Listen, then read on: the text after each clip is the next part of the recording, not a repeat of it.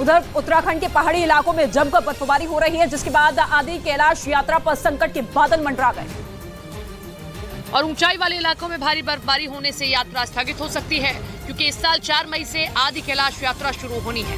बताया गया कि दशकों बाद मई महीने में ऊंचाई वाले इलाकों में भारी बर्फबारी हो रही है।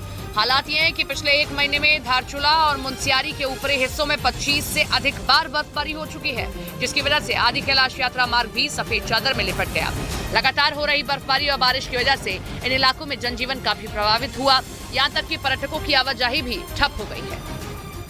पाकिस्तान से आई एक दूसरी तस्वीर ने उसकी मुश्किलें बढ़ने की गवाही दी, क्योंकि पाकिस्तान के बलूचिस्तान प्रांत में जोरदार बारिश के बाद उस पर डूबने का खतरा मंडराने लगा। वहां भारी बारिश के बाद आई बाढ़ ने कोहराम मचा दिया, जिसमें सड़क किनारे खड़े रेहड़ी पटरी वालों की दुकानें बहती हुई नजर आईं। वहां से विनाशकारी बारिश के बाद बाढ़ की जो तस्वीरें सामने आईं, उनमें एक आदमी अपने ठेले के साथ बहता हुआ दिखा, जिसे सैलाब के बीच से निकालने की उसने बहुत कोशिश की, लेकिन तेज बहाव के सामने उसे हार माननी पड़ी।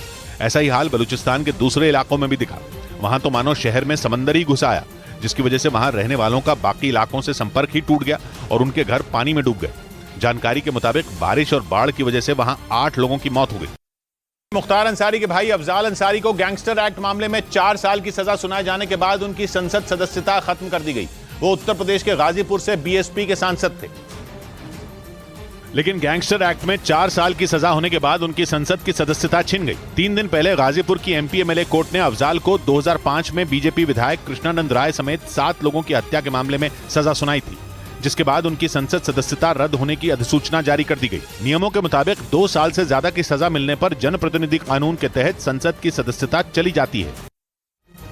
मनी लॉन्ड्रिंग के मामले में मुख्तार अंसारी की वीडियो कॉन्फ्रेंसिंग के जरिए ईडी की स्पेशल कोर्ट में पेशी हुई। मामले की सुनवाई अब 16 मई को होगी। इस मामले में अब्बास अंसारी ने अपने ऊपर लगे आरोपों को नकारा था, जिस पर ईडी ने आपत्ति दर्ज करवाई।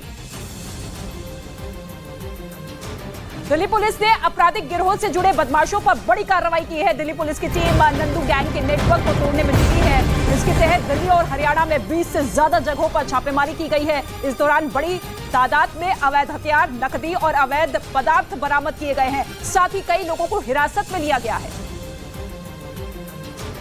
तो दिल्ली पुलिस की तरफ से दिल्ली और हरियाणा में कुल 20 जगहों पर छापेमार कार्रवाई की गई है, जिसमें अवैध हथियार और कैश बरामद किया गया है। कुछ ही देर में दिल्ली पुलिस की तरफ से ये पूरी जानकारी दी जाएगी कि कितना अवैध हथियार और कैश बरामद हुआ है। लेकिन फिलहाल आपराधिक रिकॉर्ड वाले उन तमाम बदमाशों के यहां पर छापेमार कार्रवाई को अंजाम दिल्ली पुलिस देती हुई नजर आ रही है।